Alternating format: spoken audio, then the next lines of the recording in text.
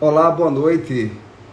Nós teremos hoje a oportunidade de conversar com mais um missionário, o Eduardo, a Donária, que estão no projeto junto aos ribeirinhos, né? Junto aos povos ribeirinhos, né?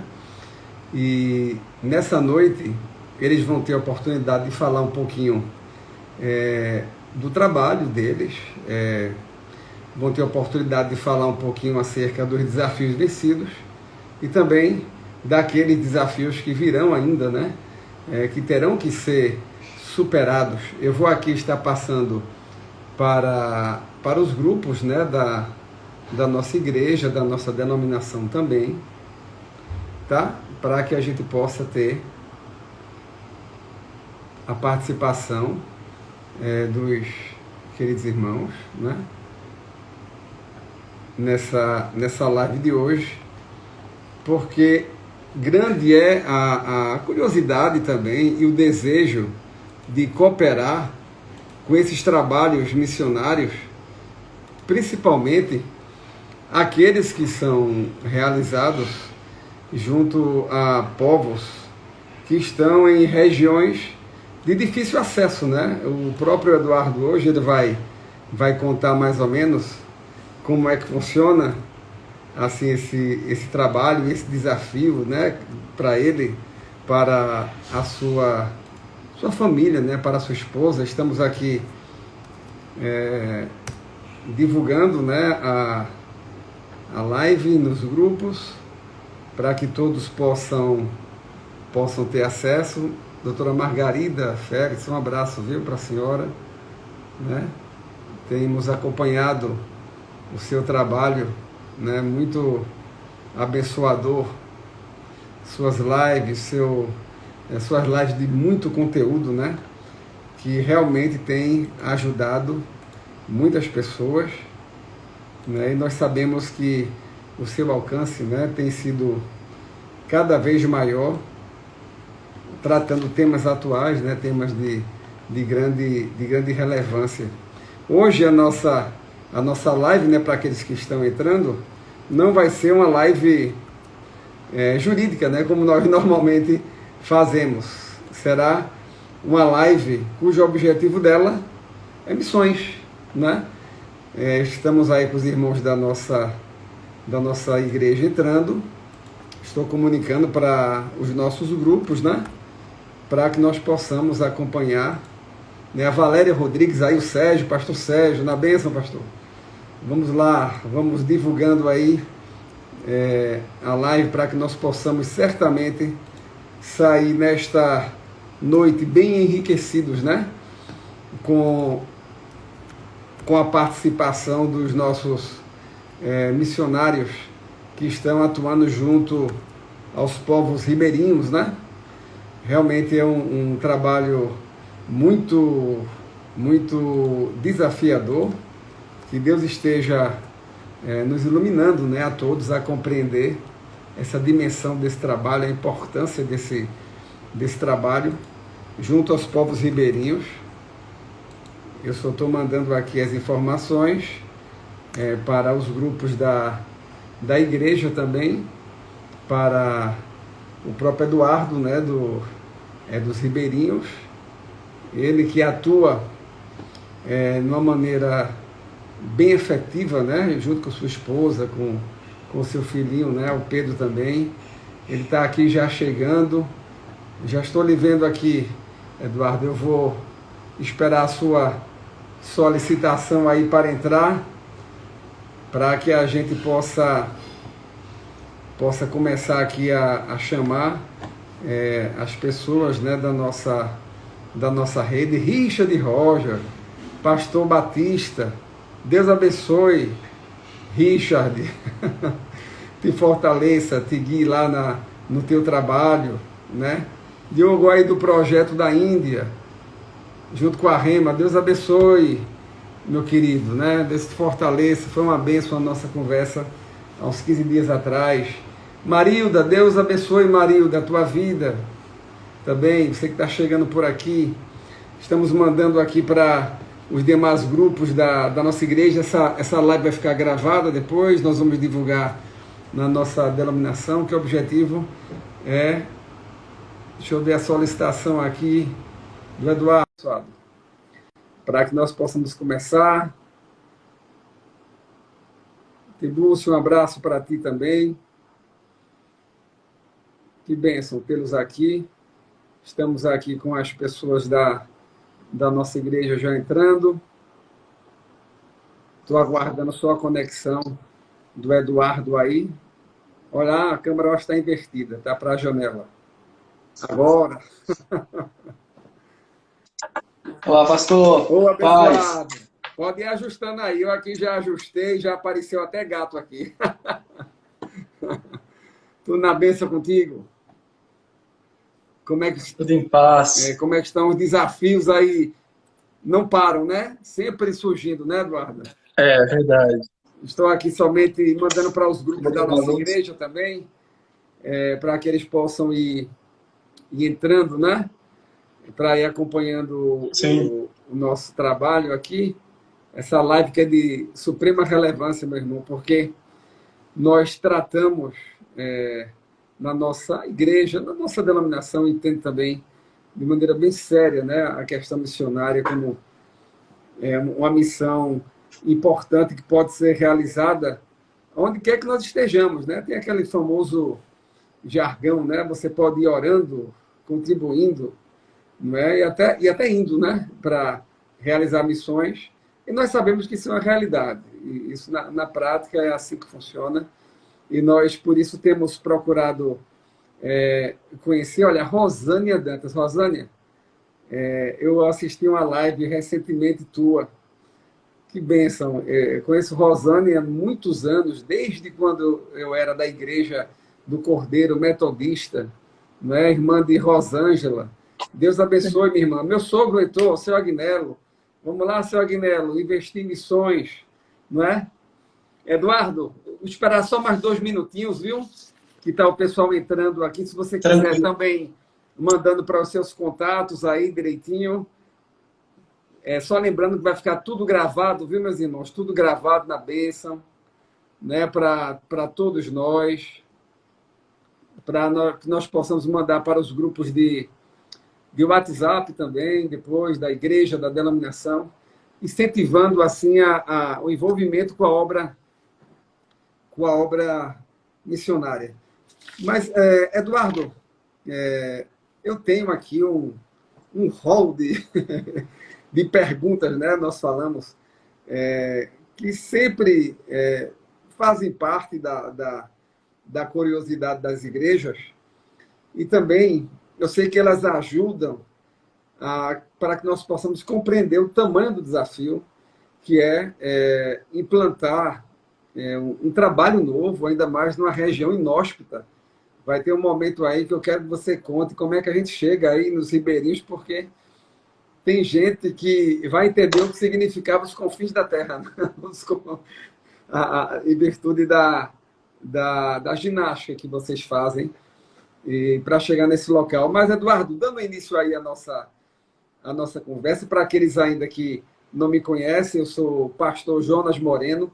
Eu já disse hoje que a live não é jurídica, porque eu sou do departamento jurídico e nós fazemos sempre umas lives jurídicas. Hoje a live é missões. E eu sempre gosto desse tema porque eu tive a oportunidade de ser chamado por Deus também para implantar igrejas, né? Trabalhei na primeira de Boa Viagem, na segunda, na primeira congregacional, na de aldeia, enfim, trabalhos que Deus me deu o privilégio de iniciar e que estão aí, né, estabelecidos. Por isso que eu gosto muito desse tema e a nossa igreja sempre conversa, Eduardo, com missionários. Mas eu queria, nessa noite, já passando a bola para ti, eu queria que você pudesse falar um pouquinho, Eduardo, como foi o teu chamado assim, para a obra de Deus e depois assim, para a obra missionária, porque às vezes o chamado, ele no início não parece ser muito claro, né? A gente recebe aquele chamado de Deus e depois é que a coisa vai se solidificando. Eu queria que tu contasse um pouquinho da tua história para nós. Tá bom.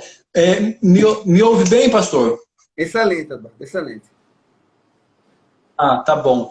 Primeiro, boa noite, a graça e a paz do Senhor Jesus Cristo a todos.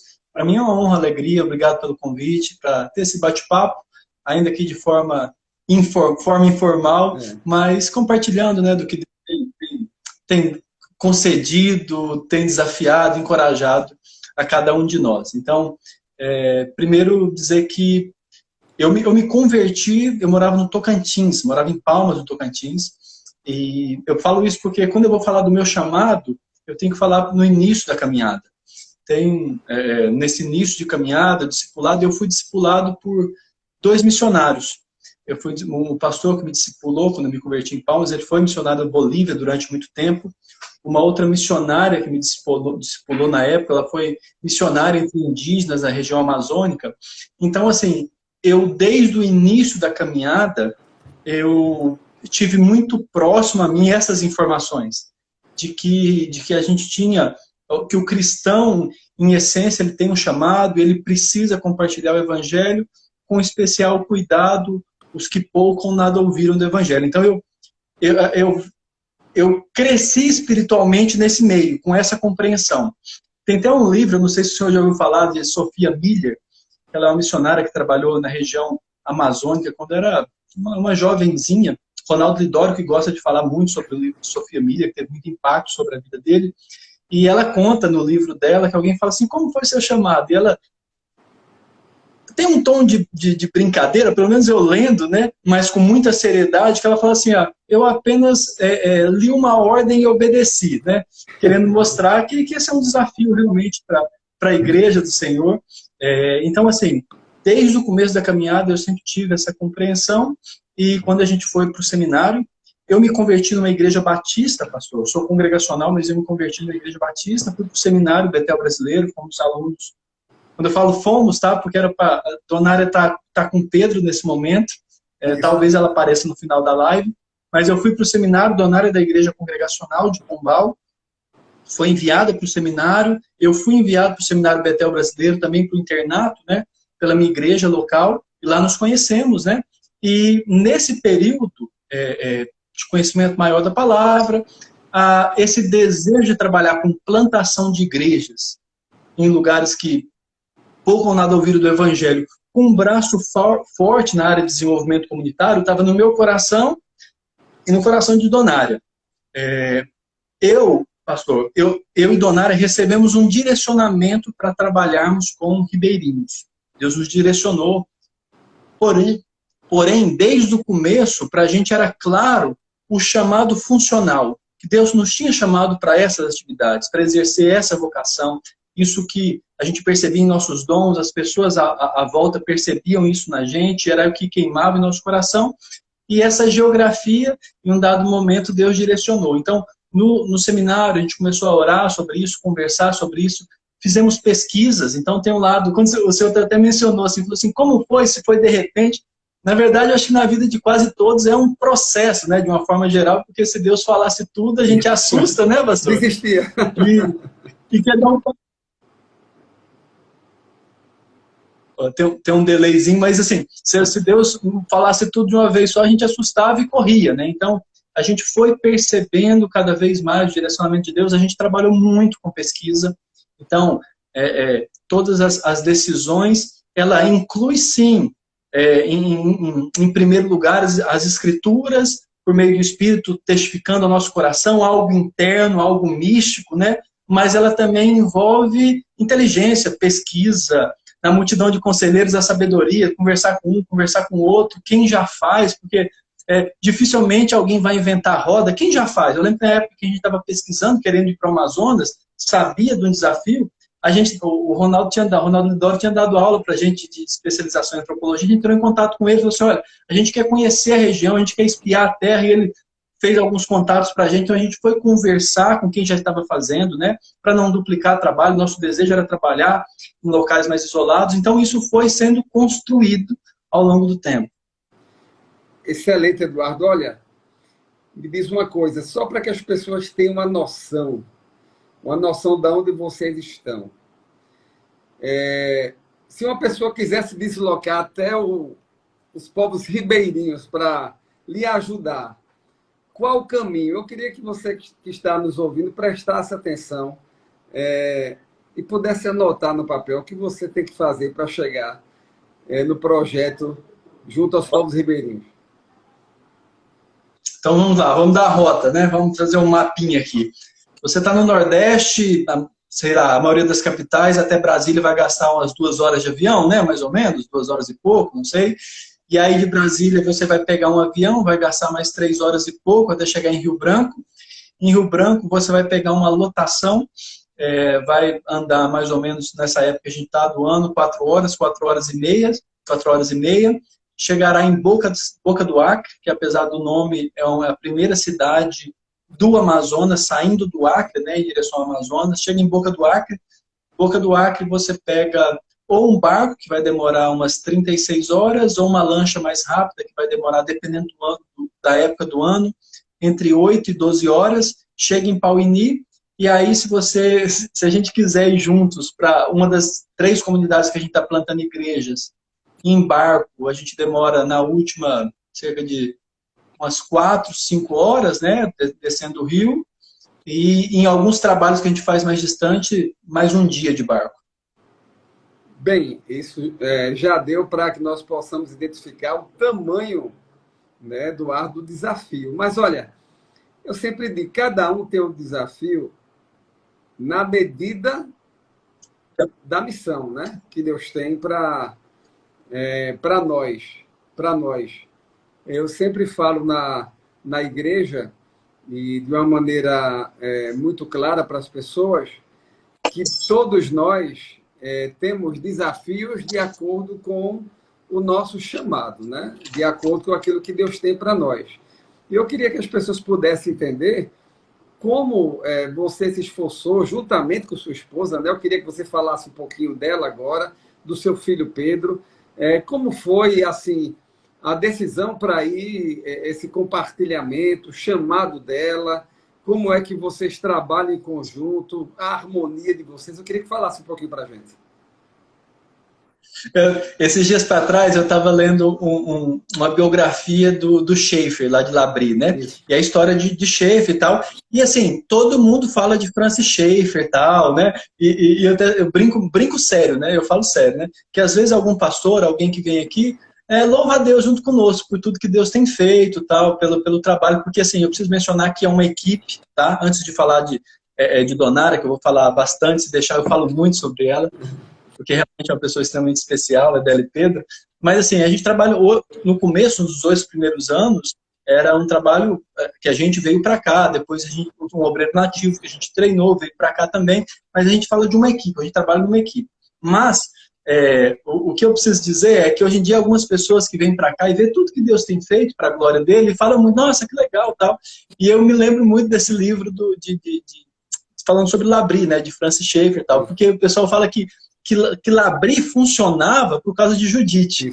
Então, muitas vezes, ninguém nem sabe de Judite Schaeffer, né? Mas Labrie funcionava por causa dela. Então, muitas coisas aqui em Pauini, debaixo da graça de Deus, do poder de Deus, funcionam por causa de Donara. Então, assim, ela não está aqui, mas ela, em diversos sentidos, ela que faz as coisas rodarem aqui. Mas eu quero dizer que a gente começou a se conhecer no seminário, e a gente falava sobre chamados, na verdade, vocação semelhante, né? O desejo muito próximo. Então a gente começou a orar, pedindo a Deus que direcionasse. Então a gente começou a pesquisar sobre o assunto. É claro que no meio desse processo, quando eu falo para não parecer que é algo burocrático, empresarial, mecânico, né? Acadêmico, tipo, vai somando. Paulo tinha isso, né? Porque Paulo ia lá para fazer avaliação. Aquela cidade é uma cidade estratégica. Ali eu posso formar tal e enviar. Dali tem uma geografia, você vê sempre estratégias no trabalho de missionário de Paulo. Mas, ao mesmo tempo, de vez em quando vai lá e aparece o varão e fala, passa a Macedônia. Então, a gente faz planos, calcula, mas Deus tem seus direcionamentos. Então, numa dessas viagens, é uma coisa que eu sempre compartilho, que eu lembro que a gente estava em São Gabriel da Cachoeira. Eu não sei se o senhor conhece Marcelo, pastor Marcelo, que é de Aracaju. da igreja presbiteriana. Então, a gente estava lá, na base da Missão Managé, Cássio Silva também é de lá, e a gente estava lá conversando, conhecendo a região, e eu lembro que um dado momento, pastor Jonas, eu lembro que me veio uma preocupação no coração. Eu lembro que eu fiz essa oração. Deus, eu sei que o Senhor tem direcionado as nossas vidas, eu sei que a sua boa mão, não lembro exatamente como eu falei, mas eu falei algo nesse sentido, deitado, Donária deitada do meu lado, na cama, né, na base da Missão Managé, lá em São Gabriel da Cachoeira, na cabeça do cachorro, divisa com a Venezuela. E eu lembro que eu fiz uma oração ao Senhor, na hora que o meu coração estava muito preocupado, e se a gente tiver algum problema de saúde, se a gente tiver alguma dificuldade, então me veio, o coração se encheu de preocupação. E eu fiz essa oração em silêncio, falei assim, Senhor, eu sei que é a sua boa mão que tem nos conduzido até aqui, eu confio nisso, mas ser humano, né? Eu creio, mas me ajuda a minha pequena fé, né? Mais ou menos daquele jeito que aquele homem falou, aquele pai daquela criança falou para Jesus, né? Então eu falei, eu sei que a sua boa mão tem trazido a gente, tem direcionado a gente até aqui, mas se o Senhor de fato tem um propósito para a gente trabalhar em regiões tão isoladas, que o Senhor me confirme, que o Senhor traga... Isso aqui não é modelo, tá, gente? Quem estiver ouvindo, não tem isso como modelo. E eu lembro que eu fiz essa oração, Donária do meu lado, e eu pedi para o Senhor, se realmente, o Senhor realmente tem um propósito, que Donária me chame para cantar aquela música Aos Pés da Cruz. Uma música que eu escutava muito no início da minha conversão. Eu tenho muito cuidado para contar testemunho, para não florear. Eu estou falando exatamente o que aconteceu, na singeleza e profundidade que foi esse dia. E eu fiz essa oração para Deus e passou, sei lá, uns 15 segundos, não lembro ao certo, a Donária me chamou para cantar. A gente nunca teve tanto costume de cantar juntos. A gente lê a Bíblia, orar, mas não era... E até hoje não é, a gente não tem o costume de cantar juntos, assim. Então era algo muito improvável. Quando ela me chamou para cantar, eu já fiquei toda assim, sabe? Eu falei, vamos. Ela falou assim, que música? Eu falei assim, escolha você. Aí ela falou, vamos cantar Aos Pés da Cruz? Eita, bem. Extremamente improvável isso acontecer, não era uma música que a gente cantava em casa, não escutava, era uma música que eu escutava no início da minha caminhada, e eu comecei a chorar emocionado. Donária, eu brinco que Donária deve ter pensado, esse menino gosta dessa música mesmo, né? tá chorando desse jeito. Eu contei para ela, a gente teve um momento de oração, choramos juntos, louvamos ao Senhor. Foram raríssimos momentos que aconteceram.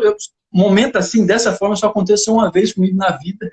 Então, não é a forma regular que Deus fala, pelo menos comigo, que Deus trata, mas aquele momento trouxe uma convicção de que realmente Deus tinha um propósito para trabalharmos em regiões distantes naquele momento, e a gente orou ao Senhor, e Deus foi direcionando, pesquisamos o Purus, fomos em 2015 fazer pesquisa. No total, nós rodamos uns 6 meses, fomos no extremo norte, no extremo sul, leste, oeste do Amazonas, pesquisamos muitas coisas, porque realmente queríamos trabalhar entre pessoas que pouco ou nada ouviram do Evangelho. Deus nos direcionou. Em 2016, nos mudamos para o Purus, na região amazônica. O rio Purus é o rio menos evangelizado da região amazônica. Posso até ter algum rio menos expressivo, né, que tem uma porcentagem de ações missionárias menores, mas dos principais rios amazônicos, o rio Purus é o menos evangelizado. São mais de 1.000 comunidades sem ações missionárias, e somado a isso, a cidade que a gente mora, Pauini, ela é considerada uma das 30 cidades mais pobres do país. O Brasil tem mais de 5.500 cidades.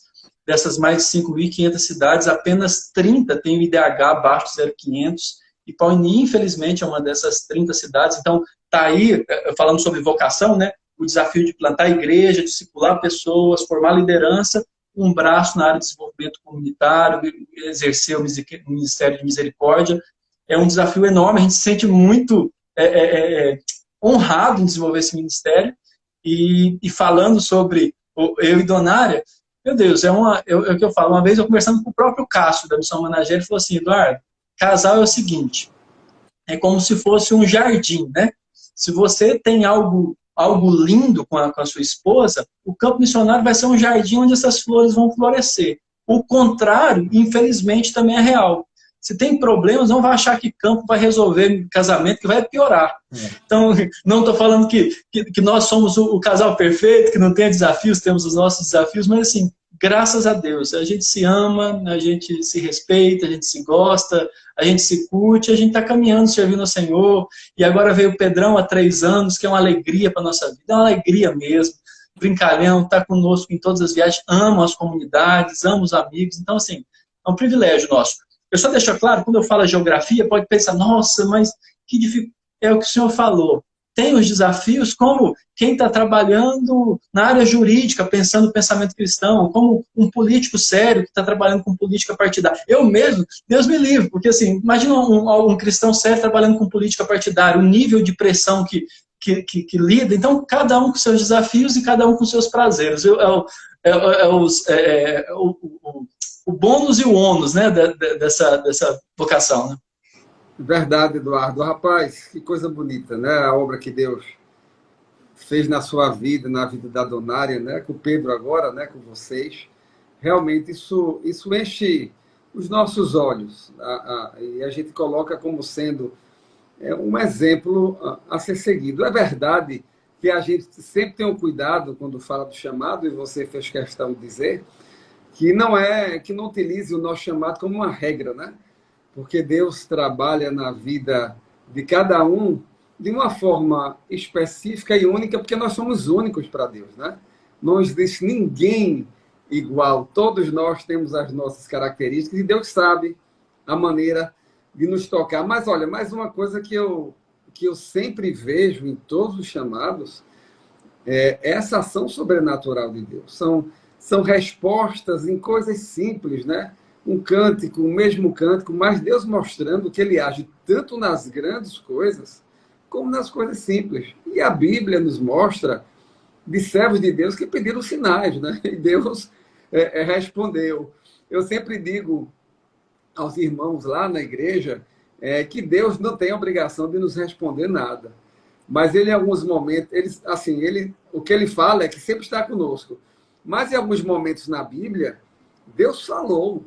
Eu lembro quando Pedro, ou quando o apóstolo Paulo, ele viu que ficaria realmente preso depois da última viagem a Jerusalém, depois que se reuniu com o Sinédrio lá, naquela noite que ele entendeu que ia ficar preso, diz que o Senhor apareceu e se colocou ao lado dele e disse, não temas. Né? Ele teve essa visão.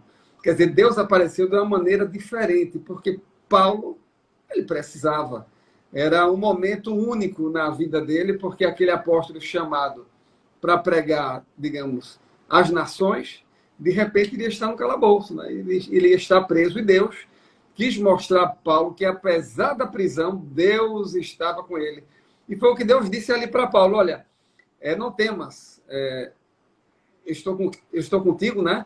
E disse que tu ainda terás de ir a Roma, né? Foi naquele momento que Deus lançou um desafio. Agora Paulo, depois dali, ainda esperou 2 anos preso, viu, para ir a Roma. Demorou um pouquinho, mas aí Deus trabalhou na vida do apóstolo Paulo, né?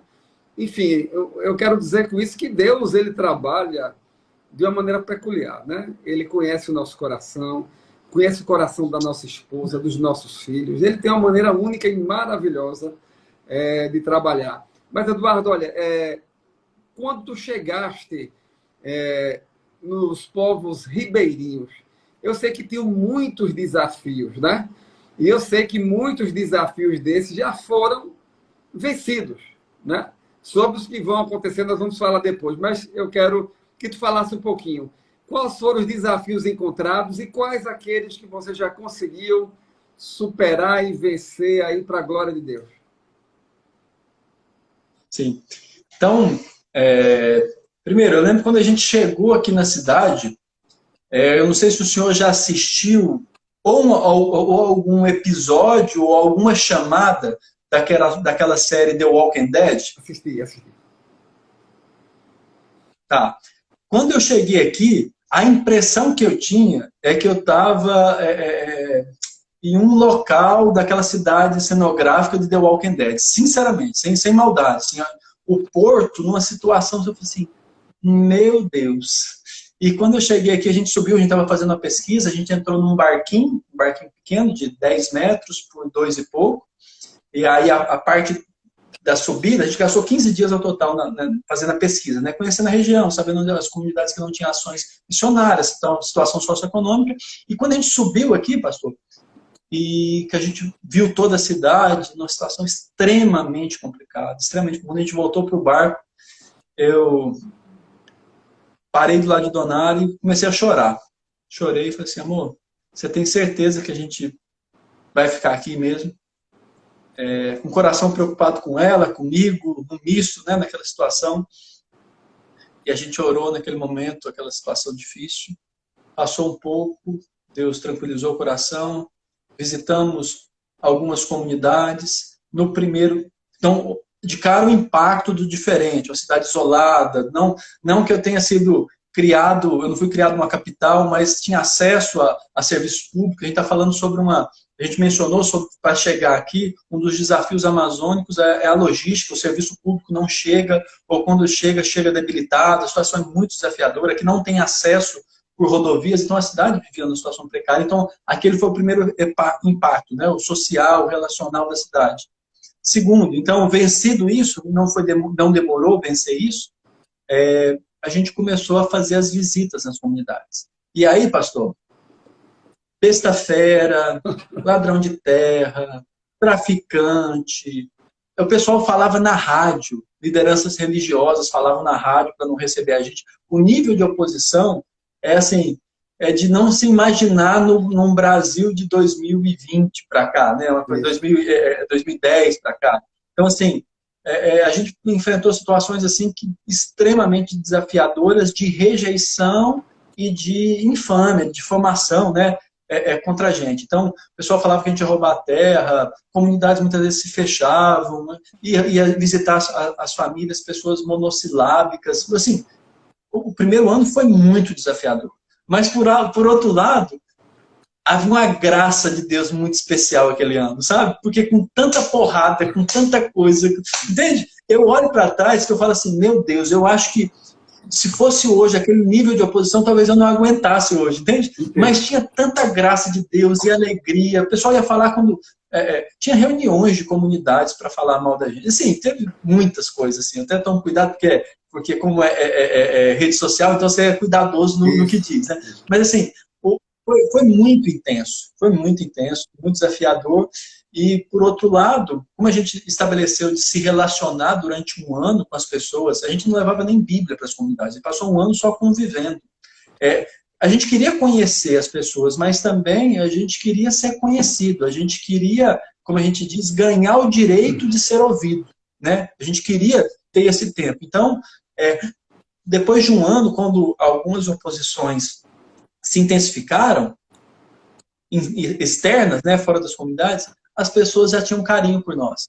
Então, por exemplo, quando alguém falava assim, não recebe vocês, mas foi a gente que quando a pessoa estava com febre, a gente que estava lá, que orou, deu um remédio para ela, que estava junto, quando ela teve uma dificuldade, que o filho quebrou o pé, a gente que foi da cidade com ela, então já tinha vínculos aprofundados. Então, essas pessoas se sentiam amadas, né?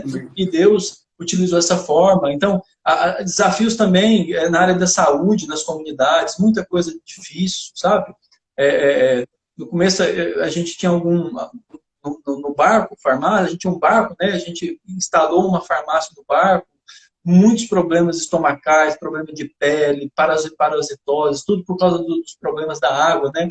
Isolamento. Então, teve muitas dificuldades. No começo o solo era mais árido, mas a gente foi conseguindo lidar com esses desafios. Eduardo, eu vi em várias ocasiões, eu acho muito importante a atuação da igreja na área social. Até a própria Constituição do nosso país diz que a igreja, que as organizações religiosas, elas são entidades cooperadoras, né? Visando o bem público, né? O interesse público. Isso é muito importante e a própria Constituição estabelece essa missão, né? Legitimada da organização religiosa. E é verdade que existem locais inóspitos, e às vezes não precisamos ir nem tão longe, onde, infelizmente, o serviço público e a assistência social não é a melhor, ou pelo menos a que a gente espera. E eu vi que vocês realizaram muitas ações de cestas básicas, né, de construção, não lembro se foi de cisternas, construções de locais de apoio, o próprio barco, né, que serviu de farmácia. Como esse trabalho de vocês também, cooperando, né, com o Estado, né? Cooperando com o poder público. Como tem sido aí entre os ribeirinhos? Sim.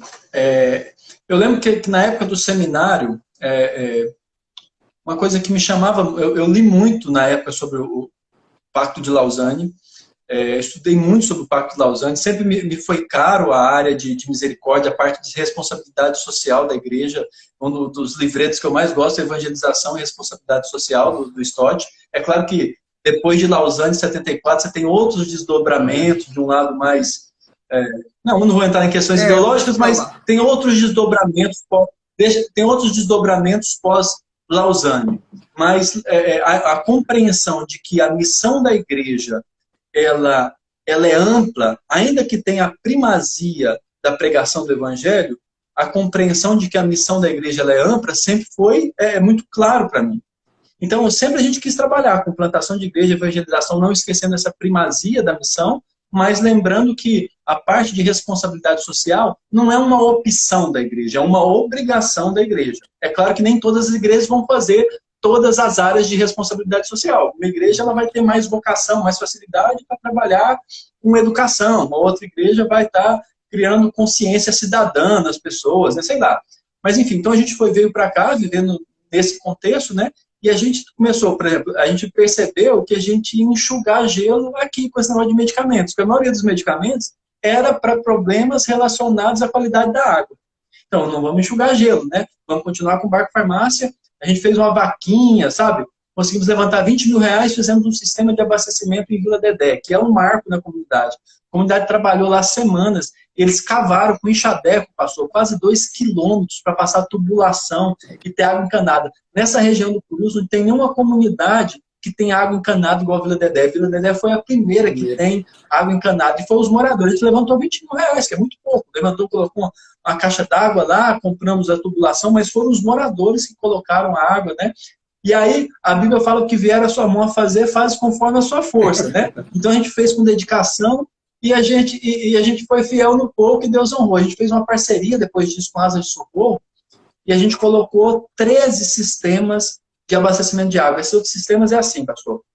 A água é bombeada do rio, tem alguns painéis solares, a água é bombeada, conseguiu parceria com esses painéis com a WWF, a gente pega essa água do rio Purus, bombeia a água do rio Purus com alguns bombas fotovoltaicas, né? Ela vai para cima, passa por um processo químico, um processo físico de filtração e a água sai potável para as comunidades. Jesus falou o seguinte: que quereis que os homens vos façam, faça vós por eles, se cumpre a lei dos profetas. Então, se é minha família morando ali, não importa se tem 5 famílias na comunidade, não importa se tem 3 famílias, tem 10 famílias, 30 famílias, se fosse um filho meu bebendo aquela água. Meu TCC no curso de farmácia foi sobre a prevalência de parasitoses em crianças e o impacto na parte cognitiva. Às vezes a pessoa fala, mas meu avô bebeu dessa água e morreu com 80 anos. Essa criança que ela está consumindo uma água com parasitose, ela não vai ter condição de disputar um Enem com outra criança. A parte cognitiva dela vai ficar comprometida. Aí a gente está comprometendo a criança. Assim, e a gente pensar no Brasil, a parte de saneamento do Brasil, a gente fica maluco, porque isso não é só da região amazônica. A questão do saneamento no Brasil é geral. Parece que mais de 50% dos municípios, se eu não estou enganado, não tem acesso a saneamento. Então, isso tem um impacto direto. A gente fez isso trouxe o número de medicamentos que a gente distribuía para essas comunidades, diminuiu muito medicamentos para esses problemas. A gente conseguiu uma parceria também para dar acesso à internet nas comunidades, foram instalados em 12 comunidades, e em 2 delas a gente está caminhando para um sistema de contraturno escolar. O nosso sonho, pastor, nosso sonho é ter uma escola um dia. A gente não sabe como vai ser o formato, que momento que Deus vai fazer isso, mas por enquanto, pelo menos um contraturno escolar, a gente tem um sonho de ter educação, e essa educação vai aumentando a escolaridade conforme Deus for dando graça, sabe? Mas a gente iniciou, a gente fez projetos, algumas ações, né? A gente fez parcerias com diversas organizações, com o governo, para oferecer cesta básica no período de pandemia, que era um período mais drástico. A gente realmente acredita que o caminho é dar dignidade, a melhor forma que a pessoa tenha renda. É um próximo passo, projetos de geração de renda, a gente já está conversando sobre isso, mas nesse momento de pandemia a gente achou importante dar esse apoio com cesta básica. foram mais de 4 mil ou 5 mil cestas básicas que a gente doou, muita coisa aqui, muita coisa mesmo. Então, assim, a gente trabalha, provavelmente eu estou esquecendo algumas coisas, mas tem muitas coisas que Deus tem nos dado a graça para desenvolver aqui. Eduardo, que bênção, rapaz, porque eu sempre digo, a igreja, ela tem que ser uma instituição que, se ela sumir de repente, ela tem que fazer falta. Se a igreja ela não faz falta, se aquele povo não faz falta, ele não está sendo atuante, não está sendo importante naquela comunidade. E quando nós observamos a dimensão, né, das ações que vocês realizaram, até durante um período difícil, né, um período de pandemia. Durante a pandemia, eu, como advogado, estava brigando para que as igrejas pudessem ficar abertas, né, no sentido de que nós temos igrejas, principalmente em locais inóspitos, que funcionam como ambulatórios, que armazenam cestas básicas.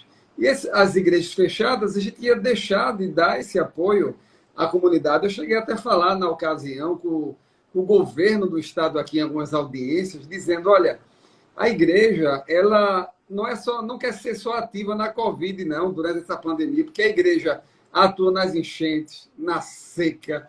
Eu lembro dos trabalhos que nós fizemos aqui, criando projetos de irrigação, abrindo cisternas. Olha, não é porque é pandemia, não. A igreja tem que estar presente. A igreja é parceira, né? Constitucionalmente, ela coopera com o Estado. Por isso que eu me dediquei, como advogado também, no período, lutando para que as igrejas pudessem mostrar a força que tem, né? Porque o amor de Cristo é que nos move, né? A amar o próximo, né? Mesmo quando nós não conhecemos, mesmo quando eles nem, digamos, professam a mesma fé, né? Mas eu fiquei muito feliz em saber desses trabalhos que vocês realizam e aqueles que já realizaram, os desafios que vocês conseguiram vencer. Agora, conta para a gente, Eduardo, eu sei que cabeça de missionário, de obreiro, ele fica fervilhando, né? Eu conversando com minha filha recentemente, ela fazendo alguns trabalhos, o homem tem a mente de criadora porque ele foi gerado por um Deus criador, né? Logo, o homem não consegue ficar parado. E um filho de Deus não consegue ficar estagnado em apenas uma atividade. Ele sempre está pensando na caminhada em algo novo para fazer e para cooperar. Aí vem a pergunta que eu queria te fazer. Quais são os planos, aqueles que podem ser revelados, né? Os planos que vocês têm, que são desafios, que a igreja que está nos ouvindo aqui também vai ter a oportunidade de cooperar. Tá, então vamos lá. Primeiro, assim, que quando a gente fala de sonhos, de planos, a gente tem a equipe. Eu só quero até mencionar novamente. A gente chegou aqui em 2006, era eu e Donária, e graças a Deus, Deus levantou pessoas, gente santa, temente a Deus, que ama o Senhor, gente, uma família, e hoje trabalham conosco. Família de Jaime e Silane, que é um casal de indígenas, estavam até no concílio, não sei se o senhor lembra, Jaime, Silane e família, que são indígenas, obreiros nativos indígenas. Tem Joel e Valdete, que estão de férias de divulgação, mas estão voltando para trabalhar conosco. Tem o próprio Gilson e a Rosânia vieram para passar um ano conosco, no mínimo, porque eu quero que eles passem pelo menos uns 10 aqui. Hoje tem mais 3 voluntárias que estão trabalhando aqui durante um ano também, que é a Ana Heloísa, que Thalita e Débora, que estão. Tem Daniel e Neide também, que são de Igaraçu, que estão aqui trabalhando conosco. Então, hoje é uma equipe trabalhando, servindo ao Senhor, gente santa, que eu tenho uma honra, alegria de trabalhar juntos. Então, assim, o que essa equipe pensa, pastor? Quando eu falo sobre sonhos e planos, a gente tem planejamento para 2 anos para frente, planejamento para os próximos 5, planejamento para os próximos, tudo isso escrito, aí que todos nós sabemos, a gente ora por isso, tem planejamento para os próximos 10 anos e a gente tem uma visão para 20 anos para o Rio. A gente tem tudo isso, a gente ora, isso não é amarrado, tipo assim, que é o vento do Espírito, mas ao mesmo tempo nós não somos irresponsáveis. Tá igual aquela história de Alice no País das Maravilhas, né? Pra onde você quer ir? Para qualquer lugar, então pega qualquer caminho, né? Qualquer caminho serve, né? Então a gente sabe onde a gente quer chegar, a gente ora por isso. E, pastor, pelo menos a gente está falando de um rio extenso, de Lábrea, que é uma cidade, a cidade mais próxima da gente, descendo o rio aqui, pastor, fica a 570 quilômetros. A cidade mais próxima. A gente está falando de comunidades ao longo do rio descendo, para a Boca do Acre, Manoel Urbano, Sena Madureira, já entrando para o Acre, são mais 700 quilômetros, 800 quilômetros subindo o rio.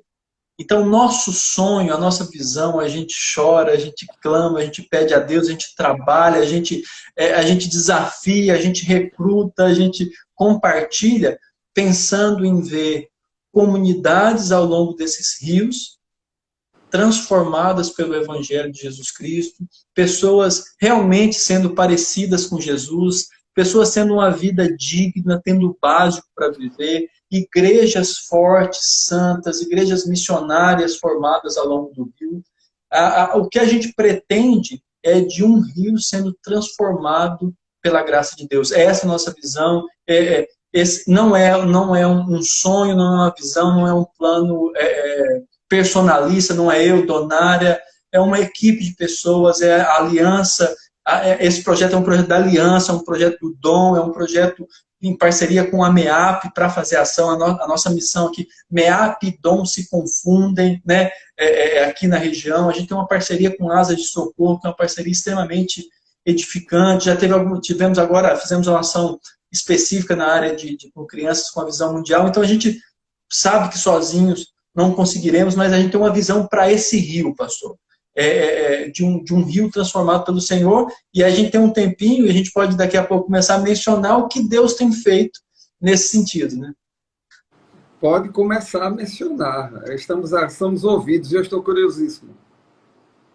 Tá. Então vamos lá. Então, tudo isso é uma coisa que é caro. Tudo que eu mencionei, questão de projetos, trabalho social é caro. Repito, não é uma coisa que a gente faz por convicção. A gente toma muito cuidado para a gente não tratar desenvolvimento comunitário, qualquer ação social como isca. A gente conversa sobre isso. A gente não faz isso para atrair. A gente não faz isso para ser querido. É claro que isso faz porque a porta se abre, mas não é o nosso objetivo principal. A gente não faz ação social para a porta se abrirem. A gente faz isso porque é um mandamento. Porque nós precisamos exercer misericórdia, a gente faz isso. Mas, repito, dentro da missão da igreja existe uma primazia da pregação da palavra. Pessoas sendo transformadas pelo Evangelho, encontrar esperança em Cristo Jesus. E o que acontece é que a gente está plantando igreja em 3 comunidades estratégicas. Quando eu falo 3 comunidades estratégicas, porque um dos desafios nossos é a itinerância, localidades distantes, comunidades pequenas. Então, a gente precisa de muita itinerância, muita estratégia para lidar com tudo isso. Custos muito altos. Por exemplo, a gente vai, só para você ter uma ideia, pastor, a gente vai lá na última comunidade que a gente vai. Está saindo amanhã está saindo o barco e volta segunda-feira. A gente vai gastar só com o barco cerca de 120 litros de gasolina, de diesel, mais uns 15 litros de gasolina e mais a voadeira que vai gastar uns 50 litros de gasolina. A gente está falando de um final de semana. É extremamente desafiador. Então, é extremamente complicado. Então, a gente está plantando igrejas em 3 comunidades. Comunidade de Praia de Humaitá, aldeia indígena Cacuri, da etnia Purinã, e plantando igreja em Vila Dedé. E o que Deus tem feito é um milagre. Assim, a gente nem nos nossos melhores expectativas a gente imaginava que estaria acontecendo, que está, não é um céu, tá? Tem carrapicho igual tem na igreja do Senhor, diversos desafios. Porque assim, mas tem muita coisa linda acontecendo. Vila Dedé e Cacuri eram 2 comunidades que eram tão brigadas, a situação de litígio era tão profunda assim, entre eles, que um dos moradores de Vila Dedé, um dos moradores de Cacuri, que era da aldeia indígena, assassinou o morador de Vila Dedé. E a briga era tão grande após esse assassinato, deve ter mais de 10 anos, que em Vila Dedé tem ensino, tem ensino fundamental e ensino médio, porque tem por satélite, é uma comunidade maior, comunidade de quase 40 famílias. E Cacuri só tem aula até a 4ª série.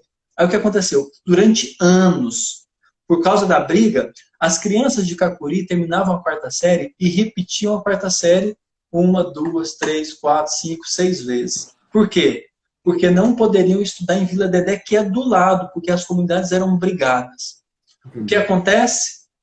Deus entra em Cacuri converte pessoas, transforma famílias, pessoas que viviam muita violência, conflitos familiares. O evangelho entra, transforma pessoas. Eu acho que hoje não tem nenhuma casa em Cacuri que não tenha pelo menos um crente.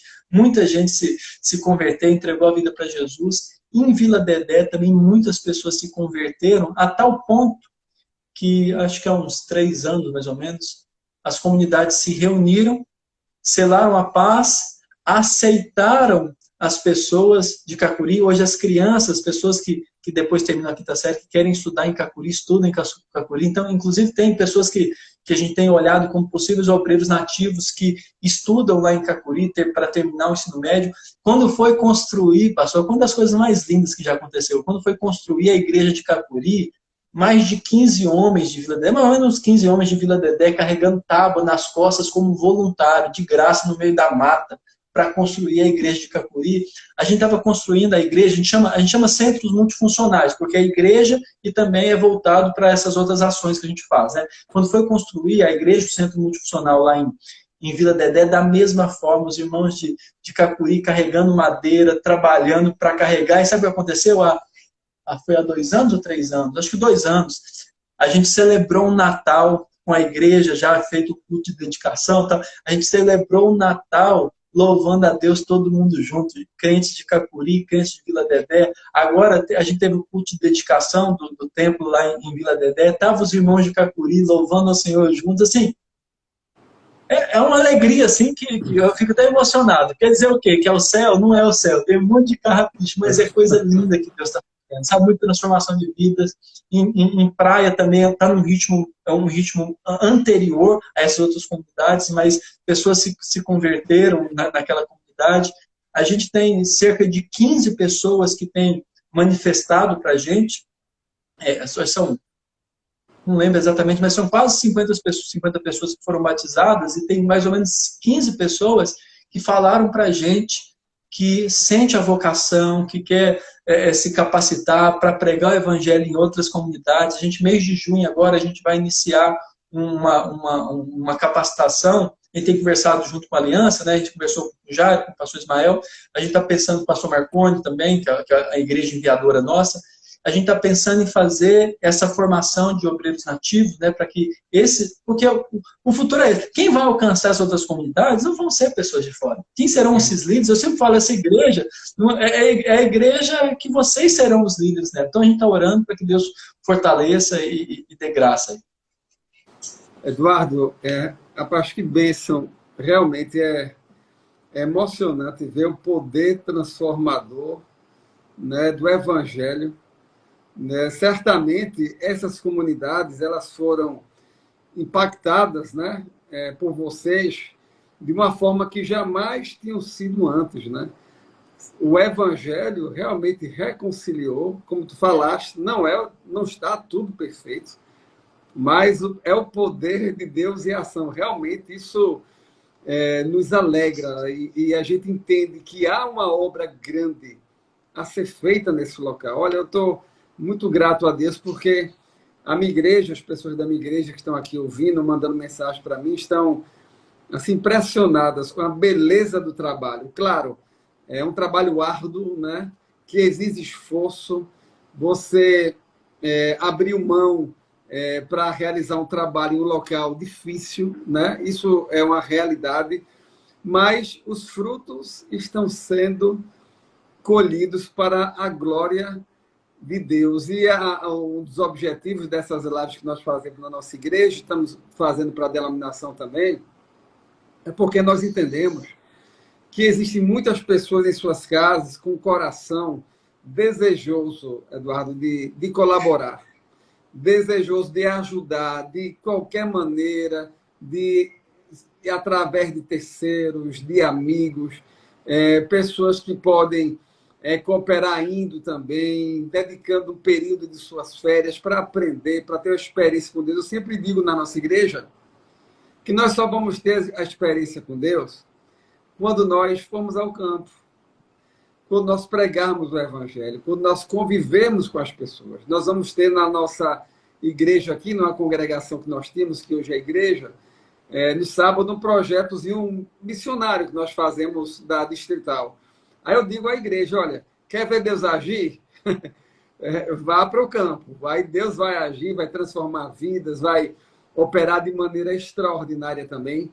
Mas eu queria que você, nos resta um pouquinho de tempo ainda, dissesse para a gente, é verdade que nas igrejas que eu vou encaminhar na denominação, a gente vai tentar direcionar através do dom, mas qual a maneira das pessoas poderem ajudar também, Eduardo? Elas poderiam entrar em contato contigo pelo direct também, se quisesse dar uma oferta, se quisesse dar uma ajuda, qual seria a melhor maneira delas fazerem? Sim. Assim, acima de tudo, pastor, sem demagogia, sem hipocrisia, acima de tudo, se tem um pedido que eu faço é que as pessoas busquem saber um pouco mais sobre o trabalho, sobre os desafios na região amazônica. Porque eu falo assim, com esse passo de saber um pouco mais, é a partir daí que às vezes sente um desejo de orar pelas pessoas, é a partir de um conhecimento a mais que as pessoas desejam vir conhecer, passar uma semana aqui. Já foi dito que o coração que a cabeça só pensa onde o pé pisa, né? Então, assim, às vezes com uma visita, isso ajuda, e repito, como o senhor falou, às vezes a pessoa não tem um direcionamento de Deus para trabalhar aqui, isso acontece. Mas, por essa aproximação, ela pode, de alguma forma, potencializar ou minimizar os sofrimentos de quem trabalha aqui, as dificuldades. E isso por meio de oração, acima de tudo, por apoio logístico. Então, assim, quer conhecer um pouco mais? Tem o Instagram do Rio de Esperança, pode mandar uma mensagem no Instagram, no direct aí do Rio de Esperança, a gente vai conversar mais, vai bater papo. Porque, assim, o desafio, porque se você falar sobre desafio financeiro, o missionário, eu acho que não tem um campo missionário que vai falar, pai, não tem desafio financeiro, porque tem desafio financeiro. Mas, acima de tudo, sendo sincero mesmo, é aproximar mais, conversar mais, entender mais a realidade, porque, de uma forma geral, tanto nós, quanto as pessoas que conhecem mais aqui a região, é muito mais abençoado por essas pessoas, o que Deus está fazendo aqui, do que abençoa. Você está entendendo? E sendo sincero, as pessoas que vieram passar aqui ficam doidas para voltar aqui, e não é porque a liderança é boa, não, porque a liderança é ruim, é fraca. Mas é porque o povo é um povo especial, então é abençoado, é querido. Entende? Então, nesse caminho de conhecer mais, a pessoa é abençoada. Então, tente conhecer um pouco mais, converse conosco, mande uma mensagem. Se você quiser passar férias aqui, as portas dos nossos barcos e das nossas casas estão abertas. Venham para cá conhecer, passar um tempo. Eu sei que é caro vir para cá, mas converse, bate um papo, às vezes vai fazer desafiar alguém, buscar ir atrás de alguma pessoa, alguma igreja que apoie, você vai conseguir vir aqui. A gente está fazendo projetos junto com o Dom, com a Aliança. Cara, eu acho que no máximo daqui a um ano a gente deve fazer outro, isso não é oficial, mas a gente está conversando. Se tiver um projeto, venha para cá, participe também, se quiser, tem um CPMA. O CPMA é uma oportunidade muito legal, você pode fazer essa capacitação de 6 meses e passar o prático aqui durante um ano. Tem 3 jovens que estão aqui para passar um ano, porque fizeram o CPMA, é uma oportunidade muito boa. Então, assim, e eu sei que tem muitos desafios na igreja local. Se eu começar a bater um papo com o senhor, com todos os desafios que tem aí, o senhor vai chorar e me abraçar. Mas assim, eu sei que cada igreja local tem seus desafios, tem suas dificuldades, tem seus planejamentos, seus sonhos, mas uma coisa que eu costumo falar, pastor, a gente tem um tempinho, eu vou ser breve. Eu percebo que muitas vezes a ideia de fazer a diferença onde a gente está, isso é um princípio claro, isso é um princípio da reforma. Cada cristão, ele é um sacerdócio universal do crente, para ele se ele passou num concurso, para ele ser o melhor servidor público possível, se ele é um professor, ele tem que ser o melhor professor possível. Isso é um princípio que eu prego, eu acredito. Mas, ao mesmo tempo, esse princípio que é das Escrituras, ele não pode anular outro princípio, que é o princípio que Deus deseja ser conhecido de todas as nações. A grande comissão, ela aponta para isso, que o apóstolo Paulo escreve aos Romanos, de desejo de ele anunciar Cristo onde Cristo não era conhecido. Isso tem que fervilhar no coração da igreja, ainda que não sejam todos que vão. Mas a igreja tem que ter essa compreensão, que é um desafio dela. Como Deus vai usar a igreja nesse sentido, né? Se vai ser um membro que vai, se vai ser um outro... a gente não sabe como Deus vai fazer, mas isso tem que estar muito forte no coração da igreja. Amém, Eduardo. Nós tivemos uma ovelha da nossa igreja, Eduarda Carine, que ela foi, né? Ela falou do senhor aqui, tá? Falou, foi bem, ela mencionou tal. Então, foi uma bênção, cara. Ajudou a gente com a farmácia. Isso. E já recebi só hoje aqui 2 convites dos irmãos da igreja para a gente ir, viu? Legal. Amém. Mas nós vamos, Eduardo, está orando por você, pela sua esposa, pelo seu filho Pedro, né? Donário, Pedro, né? Que Deus esteja abençoando. Eu acho que aquilo que nós mais precisamos, é evidente, inicialmente é oração, né? Para que Deus possa estar fortalecendo vocês, toda a equipe, né? Uma equipe grande, né? Abençoada. Algumas pessoas eu conheço e sei o valor delas, né? Pessoas tementes, né? A Deus, homens e mulheres de Deus. Vamos estar orando, vamos estar divulgando esse trabalho. Vamos tentar nos programar para visitar. Eu vou conversar um pouquinho com o pastor Ismael, que esteve aí, para ele me contar como foi a viagem. Ele ficou muito empolgado, assim, muito, muito feliz com a viagem que ele fez. E nós vamos estar orando e tentando também ir para o local, para tentar dar a nossa contribuição, ter a nossa experiência com Deus também, se Deus quiser também, para aqueles que quiserem apenas não, mas fazer a missão de contribuir. A gente vai sempre estar trabalhando junto do Dom para procurar ajudar também, através das igrejas aqui. A nossa igreja no Nordeste, no Recife, aqui em Pernambuco, está abençoando a vida de vocês. Olha, fiquei muito feliz, eu vou dormir alegre, porque eu sempre ia muito para aqueles congressos de missões do Betel, viu? Há 30 anos atrás, aquelas conferências missionárias, era um sonho. Quando eu ia, eu me realizava. E quando a gente fala de missões, eu só relembro, né? Dessa herança que eu tive na minha formação e que ainda arde, né? Da forma que Deus quer trabalhar comigo no contexto mais próximo.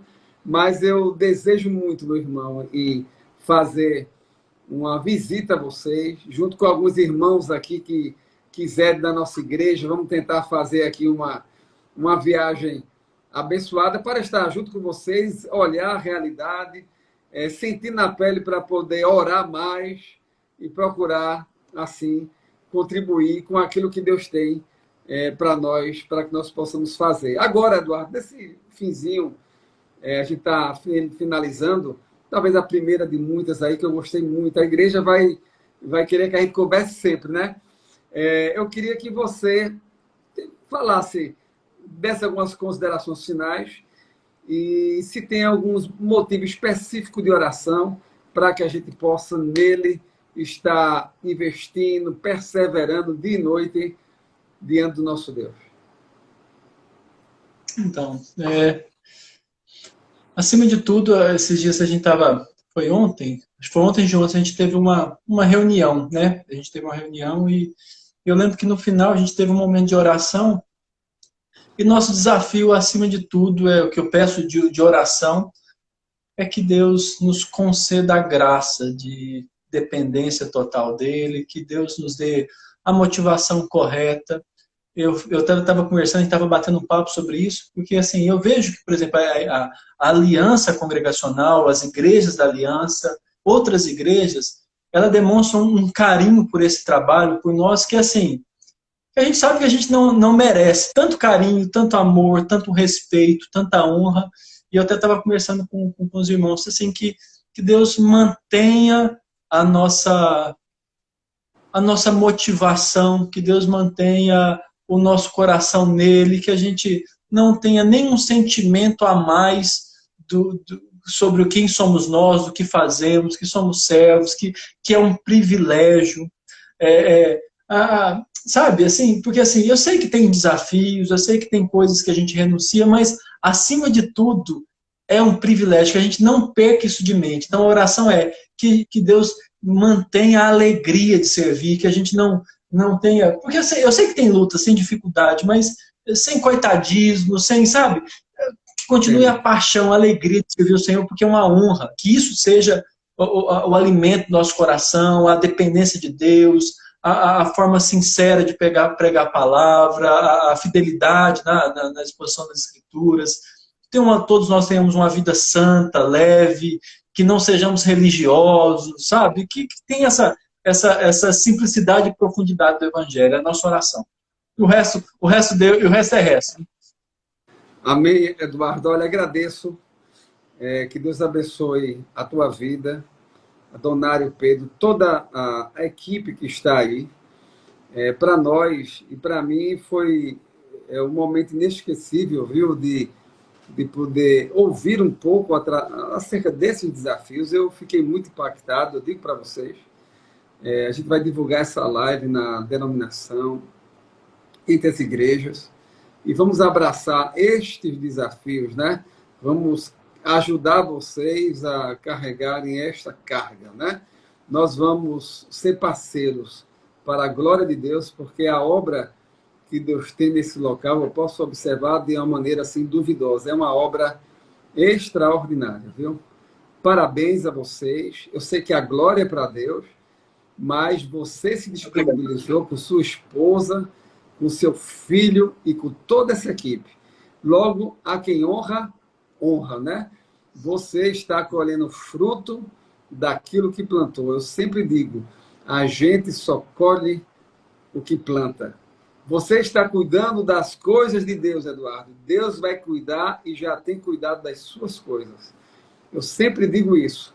A coisa que eu mais me dedico na minha vida é cuidar das coisas de Deus, porque aí Ele cuida das nossas. Aí sai perfeito, né? Sai de maneira abençoada, sem muitos erros. Que Deus te abençoe, te fortaleça nessa noite, saiba, essa palavra sua impactou muitas vidas e alegrou muito o nosso coração. Viu? Vamos encerrar com a oração. Eu queria que você orasse. Eu queria encerrar com a oração do obreiro junto aos povos ribeirinhos. Vamos orar? Senhor, graças te damos, Pai, que o Senhor é bom, misericordioso. Graças te damos, Pai, porque o Senhor nos deu essa honra. O Senhor nos deu o privilégio, o Senhor nos deu o ministério da reconciliação, para que pudéssemos pregar a Tua palavra, Deus. Nós te agradecemos por tamanho privilégio. Nós te louvamos, Deus, porque o Senhor tem cuidado de nós. O Senhor tem sido paciente conosco. O Senhor não tem nos tratado conforme os nossos muitos pecados, mas com infinita misericórdia. Obrigado, Pai. Obrigado que não aparte dos nossos corações a gratidão ao Senhor. Que não se aparte do nosso coração a dependência, Deus. Eu oro ao Senhor pelos meus irmãos que estão aí em suas casas, nos seus trabalhos, não sei onde, dentro do carro, que estão acompanhando essa live. Eu peço ao Senhor, Deus, que o Senhor dê a graça a essas pessoas para que possam amar mais o Senhor, amar mais a Tua palavra, essas pessoas possam estar mais dispostas, disponíveis para o trabalho, para a expansão do Teu reino nessa terra, Deus. Nos ajude com obediência e santidade. É o nosso clamor, em nome de Cristo. Amém. Amém. Deus te abençoe, Eduardo, a todos que estão nos ouvindo. E com a graça de Deus, nós iremos, em breve, nos rever, né? Seja numa live ou nos ver pela primeira vez na comunidade dos ribeirinhos. Deus abençoe, viu, meu irmão? Fica na paz. Foi um prazer. Achei muito bom o bate-papo, foi muito gostoso, me senti muito à vontade. Muito obrigado. Obrigado pelo carinho, pastor. Deus abençoe, tá? Amém. Deus te abençoe. Fica na paz.